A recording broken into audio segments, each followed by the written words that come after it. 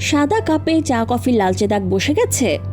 নিয়মিত ব্যবহারের কারণে সাদা কাপ কিংবা মগে চা কফির দাগ বসে যায়। এ ধরনের দাগ একবার স্থায়ী হয়ে গেলে সহজে উঠতে চায় না। এ ধরনের দাগ দূর করার কিছু কার্যকরী টিপস জেনে নিন। কাপে দাগ যেন বসে না যায় সেজন্য শুরু থেকেই সচেতন থাকার বিকল্প নেই। চা কফির কাপ 15 মিনিট গরম পানিতে ভিজিয়ে রাখুন। পানিতে বাসন মাজার তরল সাবানও মেশাবেন। এভাবে কাপ ভিজিয়ে রেখে পরিষ্কার করলে দাগ পড়বে না। কাপ বা মগে লালচে দাগ পড়ে গেলে পরিষ্কার করতে ভিনেগারের সাহায্য নিন। পানিতে 1 চা চামচ ভিনেগার মিশিয়ে ফুটিয়ে নিন। তারপর ভিনেগারের মিশ্রণটি দিয়ে কাপগুলো পরিষ্কার করে নিন। বাসন পরিষ্কার করার তরল সাবানে লেবুর রস মিশিয়ে নিন।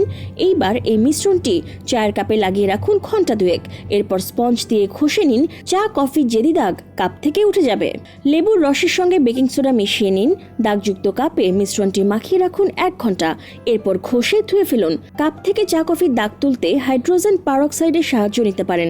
কয়েক ফোঁটা হাইড্রোজেন পারঅক্সাইড নিয়ে কাপ পরিষ্কার করে নিন। কয়েক মিনিট রেখে ধুয়ে ফেলুন। দাগ উঠে যাবে।